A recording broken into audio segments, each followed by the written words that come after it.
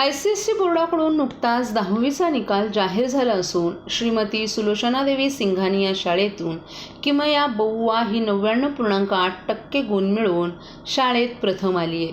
किमयाच्या यशाचा आम्हाला आनंद होत असल्याच्या भावना शाळा प्रशासनानं व्यक्त केल्या आहेत. किमया ही तीनहात नाका येथे राहत असून तिचं शालेय शिक्षण श्रीमती सुलोचनादेवी सिंघानिया शाळेत पूर्ण झाले. तिने 10वीच्या परीक्षेत हे सुवर्ण यश मिळवले. किमयानं आपल्या यशाचं श्रेय शिक्षक आणि आपल्या पालकांना दिलं आहे. गणित हा आपला आवडता विषय असून त्यात आपण सर्वात चांगले गुण प्राप्त केल्याचं किमयानं सांगितलं. आपण दररोज अभ्यास करीत होतो. शाळेत जे शिकवायचे त्याचा सराव घरी येऊन करत असू. पहिल्यापासूनच आपल्याला लिखाणाचा सराव सुरू ठेवला आणि त्याची मदत आपल्याला परीक्षेत झाली. 11वीला आपण विज्ञान ही शाखा निवडणार असून विज्ञान हा आपला आवडता विषय असल्यानं त्यात क्षेत्रात पुढील करिअर करेल अशी इच्छा तिनं व्यक्त केली आहे. आपल्याला अपेक्षा असली तरी निकाल पाहून सुखद धक्का बसला, स्वप्न सत्यात उतरल्यासारखं वाटत असल्याचंही तिने सांगितलं. किमयाची आई गृहिणी तर वडील उद्योजक आहेत. तिला तिच्या अभ्यासात तिच्या आईचं मोलाचं सहकार्य केल्याचंही तिनं सांगितलं.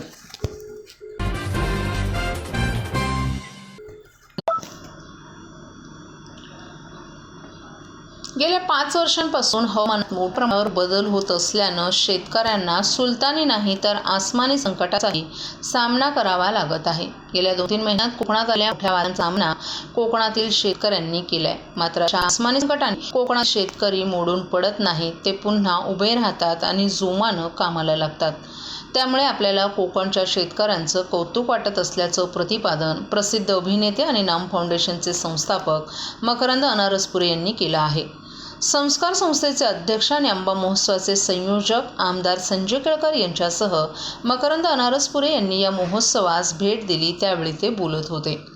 महाराष्ट्र राज्य कृषी विभाग आणि कृषी पणन मंडळ पुरस्कृत संस्कार प्रतिष्ठान आणि कोकण विकास प्रतिष्ठानच्या वतीनं 1 ते 12 मे दरम्यान ठाण्यातील गावदेवी मैदानात आंबा महोत्सवाचं आयोजन करण्यात आले. शेतमालाला हमीभाव मिळण्याची गरज आहेच. त्यासाठी शेतकऱ्यांनी सेंद्रिय पद्धतीनं पिकवलेलं धान्य, भाजीपाला, फळं थेट ग्राहकांना मिळावीत आणि त्यासाठी दलालाची फळी तोडून ग्राहक आणि शेतकरी यांच्यात हा पूल या महोत्सवाच्या माध्यमातून तयार होईल असा विश्वासही त्यांनी व्यक्त केलाय. शेतकऱ्यांशी या निमित्तानं संवाद होतो. त्यांच्या समस्या जाणून घेता येतात. यासाठी गेली 12 वर्ष आपण या महोत्सवाला भेट देत असल्याचंही अनारसपुरे यांनी सांगितलं. कोकणातील भूमिपुत्रांच्या आंब्यांना शहरात बाजारपेठ मिळावी यासाठी आमदार संजय केळकर हा महोत्सव गेली कित्येक वर्ष भरवत आहेत. नाम फाउंडेशनची सुरुवात होती तेव्हा मराठवाड्याच्या शेतकऱ्यांच्या धान्याचे स्टॉल या महोत्सवात लावू द्यावेत अशी मागणी आमदार संजय केळकर यांच्याकडे केली होती. त्यावेळी त्यांनी या महोत्सवात मराठवाड्यातील शेतकऱ्यांचे 15 स्टॉल लावले होते. 10 दिवसात 25 टन धान्याची विक्री झाल्याची आठवणही अनारसपुरे यांनी सांगितली. शेतकऱ्यांना, भूमिपुत्रांना न्याय मिळावा यासाठी आमदार संजय केळकर यांची धडपड सुरू असते. या महोत्सवात विक्रीसाठी येणारा आंबा हा नैसर्गिक सेंद्रिय पद्धतीनं पिकवलेला दर्जेदार असतो. या महोत्सवाच्या माध्यमातून इंडिया विरुद्ध भारत यांच्यातील पूल सांधण्यासाठी असे महोत्सव गरजेचा आहे असं मत अनारसपुरे यांनी व्यक्त केलं. आपण स्वतः ग्रामीण भागातून शहरात आलोत. त्यामुळे आपल्याला गावाकडचे धान्य, नैसर्गिक पद्धतीनं पिकवलेली फळं शहरात मिळावीत याचा शोध आपण घेत असतो. त्यामुळे नैसर्गिक सेंद्रिय पद्धतीनं पिकवलेल्या या शेतमालासाठी एकत्रित असं व्यासपीठ, बाजारपेठ असावी. ती बाजारपेठ आमदार संजय केळकर यांनी ठाणेकरांना उपलब्ध करून दिल्याबद्दल त्यांनी या उपक्रमाची प्रशंसा केली. कोकणातील राजापूर, चिपळूणमध्ये आलेल्या महापुरानं खूप नुकसान झालं होतं. त्यावेळी नाम फाउंडेशननं केवळ मदतच पोहोचवली नाही तर जगबुडी, वशिष्ठी, गोदवली यांसारख्या नद्यातील गाळ नाम फाउंडेशनचे संस्थापक नाना पाटेकर यांच्या मार्गदर्शनाखाली काढण्याचं खूप मोठं काम नाम फाउंडेशननं केलंय. त्यामुळे आता तिथे परिस्थिती सुधारत असल्याचं अनारसपुरे यांनी नमूद केलंय. सजग नागरिकांनी या महोत्सवाला भेट देऊन शेतकऱ्यांच्या चळवळीला हातभार लावण्याचं आवाहन देखील त्यांनी केलं. या महोत्सवातील आंबा हा सेंद्रिय पद्धतीनं पिकवला आहे. या महोत्सवातील आंबा हा थेट शेतकऱ्यांच्या शेतातला अढीतला आहे. त्यामुळे हा दर्जेदार आंबा आहे. 12 मेपर्यंत सुरू असलेल्या या महोत्सवाला आवर्जून भेट देऊन शेतकऱ्यांच्या चळवळीला पाठिंबा द्यावा असं आवाहन देखील आमदार संजय केळकर यांनी यावेळी केलं.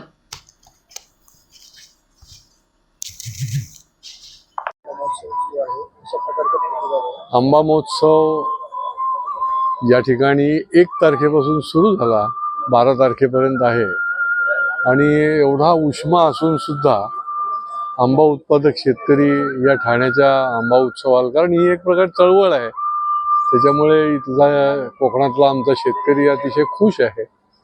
आणि काल तर गर्दीचा उच्चांक होता. 12 तारखेपर्यंत आहे. मी नागरिकांना आवाहन करेन की आपण अवश्य भेट द्या, या चळवळीला ताकद द्या, आमच्या शेतकऱ्यांना पाठबळ द्या आणि आंबा महोत्सवाला या निमित्ताने आपण अवश्य व्हिजिट करा, आंबा पण खरेदी करा आणि या आंबा महोत्सवाची शेतकऱ्यांची देखील भेट घ्या. काय वेगळेपण असतं आपल्या आंबा महोत्सवात? मी खऱ्या अर्थाने शेतकरीच त्याचा आंबा घेऊन येतो आणि त्याच्यावर कुठली प्रक्रिया केलेली नसते.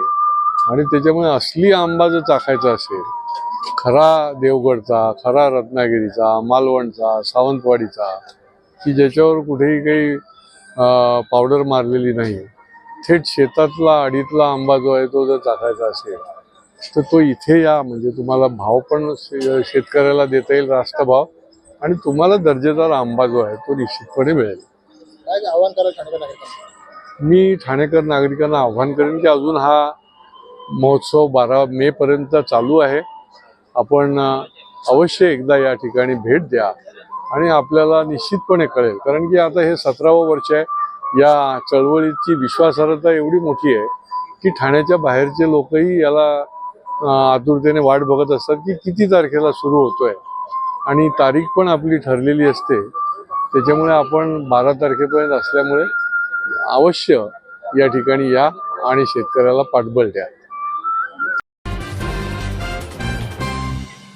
सर्व नागरिकांना आवाहन करण्यात येत आहे की सध्या डासांमार्फत पसरणाऱ्या डेंग्यू या आजाराचा प्रसार रोखण्यासाठी प्रत्येकाने पुढीलप्रमाणे कार्यवाही करावी. डेंग्यू आजार एडिस इजिप्ती हा डास चावल्याने होतो. या डासांची पैदास साचलेल्या किंवा साचवलेल्या स्वच्छ पाण्यामध्ये होते. 8 दिवसांपेक्षा जास्त दिवस पाणी उघडे व साचून राहिल्यास त्यात डास अंडी घालतात. अंड्यांच्या अळ्या तयार होऊन पुढे डास तयार होतात. यासाठी आपल्या घरातील पाणीसाठे, उदाहरणार्थ बॅरल्स, पिंपे, टाक्या, हौद, रांजणे इत्यादी दर आठवड्याला रिकामे करून घासून पुसून कोरडे करून पुन्हा भरावे. 1 दिवस कोरडा दिवस म्हणून पाळावा. पाणी साठ्यांना घट्ट झाकणे बसवावीत किंवा जुनी साडी, चादर, धोतर यांनी बांधून झाकून ठेवावीत, म्हणजे डास त्यात जाऊन अंडी घालणार नाहीत. घराच्या गच्चीवर, आजूबाजूला, अंगणात कोठेही पाणी साचू देऊ नये. भंगार सामान उघड्यावर टाकू नये. उदाहरणार्थ टायर्स, प्लास्टिक सामान, कुंड्या, टाकाऊ वस्तू इत्यादी. अशा सामानात पावसाचे पाणी साठून त्यात डेंग्यूच्या डासांची पैदास होते. घरातील कूलर्स, फ्रीजच्या पाठीमागील ट्रे हे देखील वेळोवेळी कोरडे करावेत. लक्षात ठेवा, नुसत्या फवारणीने डास घनता कमी होत नाही, तर त्यासाठी डास पैदास ठिकाणे नष्ट करणे ही आपल्या सर्वांची जबाबदारी आहे. कोणताही ताप अंगावर न काढता जवळच्या शासकीय रुग्णालयात मोफत औषधोपचार घ्या. अशा प्रकारे नागरिकांनी सहकार्य केल्यास डेंग्यूचा प्रसार रोखणे सहज शक्य आहे.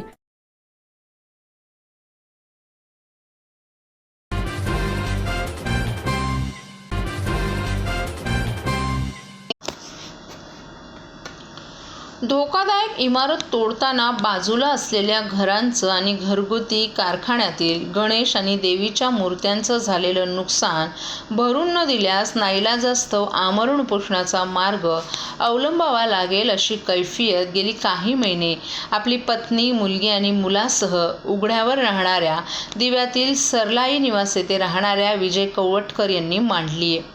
विजय कवटकर हे गेली 19 वर्ष दिव्यात राहत असून गणपती आणि देवींच्या मूर्त्या बनवणं हे त्यांचे उदरनिर्वाहाचं मुख्य साधन आहे. ते राहत असलेल्या बाजूची अनधिकृत कनिष्का ही इमारत त्या इमारतीतील सदनिकाधारकांनी महापालिकेकडून धोकादायक ठरवली होती. ही इमारत पाडताना बाजूला राहत असलेल्या विजय कवटकर यांचं मोठं नुकसान झाले. कनिष्का इमारतीवर कारवाई करताना कवटकर यांच्या घराच्या भिंती तुटल्या आहेतच, शिवाय घरात ठेवलेल्या गणपती आणि देवींच्या मूर्त्यांचंही मोठ्या प्रमाणात नुकसान झाले. या कारवाईनंतर कवटकर यांचं सगळं कुटुंबीय उघड्यावर आलं असून त्यांची पत्नी आणि मुलीला नैसर्गिक विधी आणि इतर गोष्टींसाठी नातेवाईकांचा आसरा घ्यावा लागतोय. कनिष्का इमारत धोकादायक नसताना त्यातील सदनिकाधारकांनी कुठल्या कारणानं ही इमारत धोकादायक ठरवली असा प्रश्न कवटकर यांनी विचारलाय. दिव्यातील एका बांधकाम व्यावसायिकाला कनिष्का इमारत आणि तिच्या आजूबाजूच्या जागेवर मिळून मोठी इमारत बांधायची आहे. त्या व्यावसायिकाला कवटकर राहत असलेली जागा हवी आहे. त्या संदर्भात कवटकर यांनी संबंधित बांधकाम व्यावसायिकाचं एकमत न झाल्यामुळे कनिष्का इमारत पाडताना जाणून बुजून आपल्या घराचं नुकसान करण्यात आल्याचा आरोप त्यांनी केला आहे. कवटकर यांनी महापालिका प्रशासनाकडे या प्रकरणी दाद मागितली असून न्याय न मिळाल्यास शेवटचा उपाय म्हणून संपूर्ण कुटुंबासह आमरण उपोषणाला बसणार असल्याचं कवटकर यांनी सांगितलं.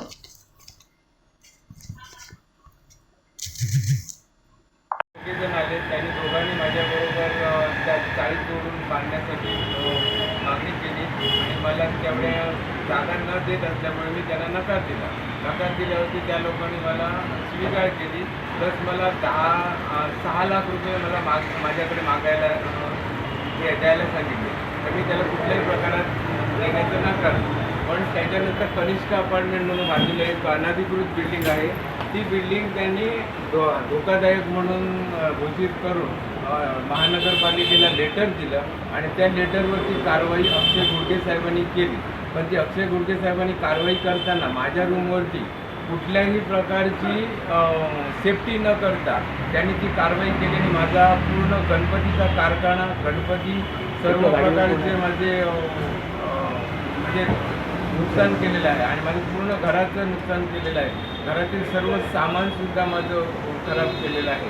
तर त्याला मी विचारायला गेलो अक्षय घोडके साहेबांना की हे माझं झालेलं नुकसान कोण भरून देणार. तर त्यांनी मला सांगितलं फक्त 1 मिनिटात तुम्हाला काय मांडायचं ते मांडा. तर आणि मला बोलायला सांगितलं. मी त्यांना बोललो की माझं झालेलं नुकसान जर तुम्ही जे आहे ते केव्हा देणार. तर त्याने मला न देण्याचं सांगितलं. फक्त मी तुम्हाला पत्रे देईन, याच्या व्यतिरिक्त कुठलंही नुकसान मी भरून देणार नाही.